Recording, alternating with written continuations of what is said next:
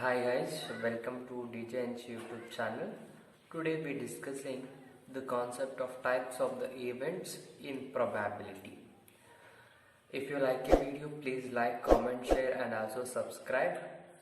Okay, coming to the concept. The first concept is complement of an event. Complement of an event means the complement of an event A is the non-occurrence of event A. It is denoted as A dash, A to the power C or A bar that denotes ಮಾಡ್ತಾರೆ. The complement of the events can be denoted as A dash ಮತ್ತು A bar and A to the power C ಅಂತೆಲ್ಲ denotes ಮಾಡ್ಬೋದು. So the formula says as A dash is equal to the sample space minus A ಅಂತ ಹೇಳ್ತೀವಿ. For examples ಕೊಡೋದಾದ್ರೆ in tossing of a single coin, let A be the event of getting head ಬರುವಂಥದ್ದು ಅಂತ ಹೇಳ್ತೀವಿ. So ನಮ್ಗೆ ಗೊತ್ತಿರೋ ಹಾಗೆ sample space ಏನು ಹೇಳುತ್ತೆ, ಹೆಡ್ ಆರ್ ಟೈಲ್ ಸಿಗುತ್ತೆ in tossing of single coin. A be the event of getting head ಅಂತ ಅಂದ್ರೆ A is equal to H. So what about the complement of an event? The complement of an event is equal to the sample space minus A. So sample space means either head or tile minus head. So head get cancel agi ಉಳ್ಕೊಳ್ಳೋದು tile ಉಳ್ಕೊಳ್ಳುತ್ತೆ. A dash is equal to tile. So the complement of an event is the non-occurrence of A. A ಯಲ್ಲಿ ಯಾವುದಿಲ್ಲ ಅದನ್ನ ಏನ್ ಮಾಡುತ್ತೆ, ಇದು ಹೇಳುತ್ತೆ. So in this case ಏನ್ ಹೇಳ್ಬೋದಪ್ಪ ಅಂತ ಅಂದ್ರೆ notes, A union A dash is always sample space ಆಗಿರುತ್ತೆ. A dash is tile, A is head. So ಎರಡನ್ನು ಯೂನಿಯನ್ ಮಾಡಿದ್ರೆ ನಮಗೆ ಸ್ಯಾಂಪಲ್ ಸ್ಪೇಸ್ ಸಿಗುತ್ತೆ. ಇದು ಒನ್ ಇವೆಂಟ್ಸ್. ಇನ್ನೊಂದು ಏನಪ್ಪಾ ಅಂತಂದ್ರೆ A intersection A dash, A intersection A dash is pi, null set. Look here, A intersection A dash ಮಾಡಿದ್ರೆ ನಮಗೆ null set ಸಿಗುತ್ತೆ. So pi. The next event is union of events. If A and B are two events, then A union B is also a event of occurrence of at least one of A and B, or A or B are both. That's the union of the events. Union of events can be denoted as A union B ಅಂತ denote ಮಾಡ್ತೀವಿ, A or B ಅಂತಾನು denote ಮಾಡ್ತೀವಿ, ಮತ್ತು A plus B ಅಂತಾನು denotes ಮಾಡ್ತೀವಿ. For examples ಅನ್ನ ನಾವು ಹೇಳೋದಾದ್ರೆ, in tossing of three coins let A be the event of getting 3 heads and B be the event of getting 2 tiles.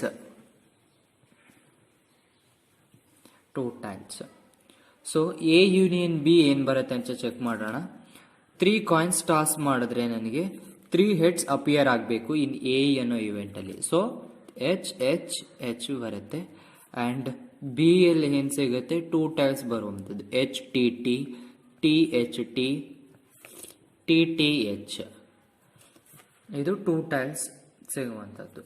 So A union B is equal to H H H, H T T, T H T,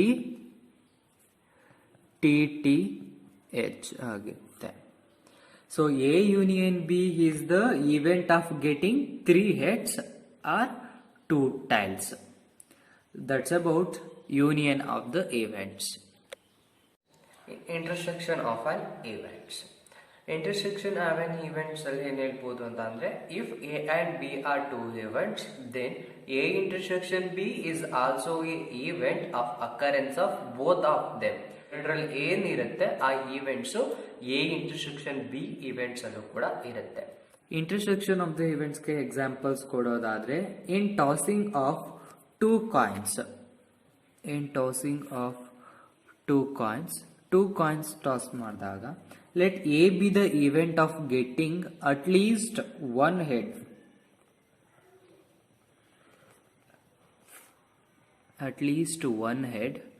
and B be the event of getting at least one tail.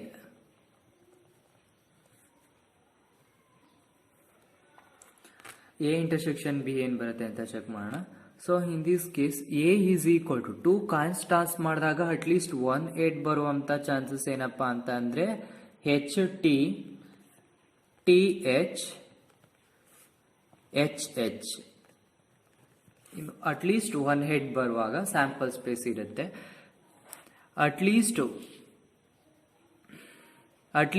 1 tail ಬಂತು ಅಂತ ಅಂದಾಗ HT TH, in this case TT. So A intersection B ಅಂತ means common ಸಿಗುವಂತ ಯಾವ್ದು common ಇರುತ್ತೆ HT and TH. So A intersection B is the event of getting exactly one head and exactly one tail. That's about intersection of the events. Let me discuss problems on the events. The question is, 3 coins are tossed once. Let A denotes the event 3 heads shows, B denotes the event 2 heads and 1 tail show, C denote the event 3 tail show and D denote the event a head show on the first coin. Which events are mutually exclusive? Second one is simple. Third one is compound.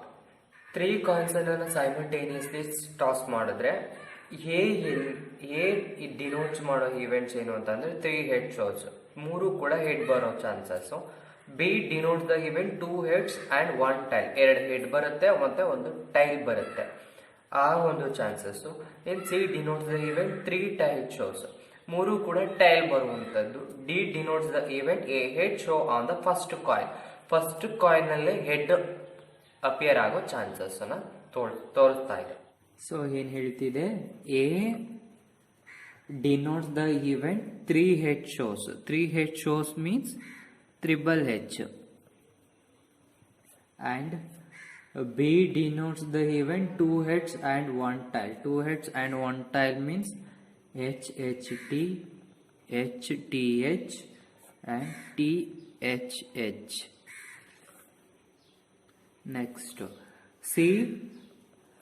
C denotes the event 3 tiles shows. 3 tiles ಬರುವಂತದ್ದು triple T.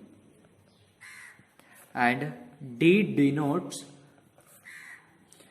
a head shows on the first coin. First coin ಅಲ್ಲಿ ಏನಾಗಿರ್ಬೇಕು, head appear ಆಗಬೇಕು. Head appear ಆಗುವಂತದ್ದು HTT, HTH, triple H and HHT.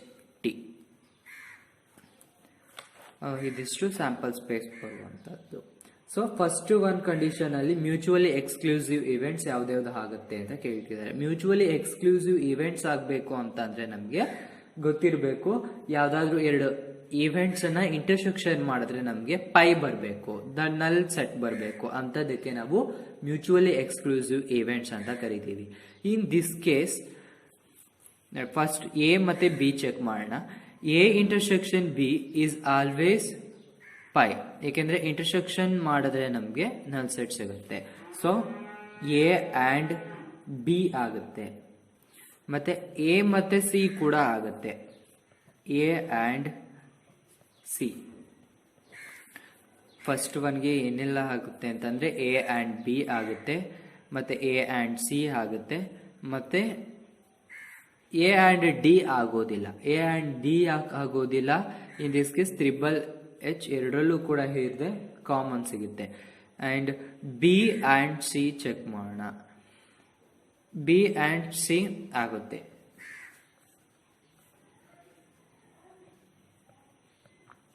B and C. Next C and D. C and D ಕೂಡ ಆಗುತ್ತೆ. ಇವು 4 ಕೂಡ mutually exclusive events ಆಗುತ್ತೆ. B ಅಲ್ಲಿ ಏನು ಸಿಂಪಲ್ ಇವೆಂಟ್ಸ್ ಅನ್ನ ಕೇಳ್ತಿದ್ದಾರೆ. Simple events means on event which has only one element, ಒಂದೇ ಒಂದು ಎಲಿಮೆಂಟ್ಸ್ ಅನ್ನ ಹೊಂದಿದ್ರೆ ಅದನ್ನ ಸಿಂಪಲ್ ಈವೆಂಟ್ಸ್ ಅಂತ ಕರಿತೀವಿ. ಎ ಅನ್ನೋದು ಸಿಂಪಲ್ ಈವೆಂಟ್ಸ್ ಮತ್ತೆ ಸಿ ಅನ್ನೋದು ಸಿಂಪಲ್ ಈವೆಂಟ್ಸ್. ಎ ಮತ್ತೆ ಸಿ ಒಂದು ಸಿಂಪಲ್ ಈವೆಂಟ್ಸ್ ಗಳಾಗಿವೆ. ನೆಕ್ಸ್ಟ್ ಮೂರನೇದು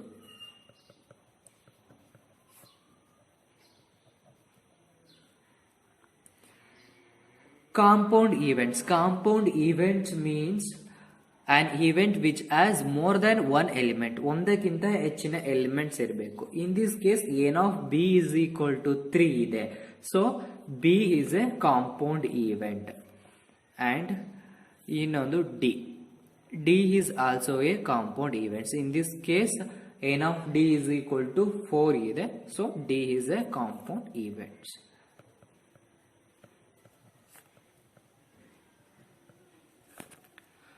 If you like a video, please like, comment, share and also subscribe. If you have any doubt regarding this concept, please ask me in the comment section. Thank you for watching.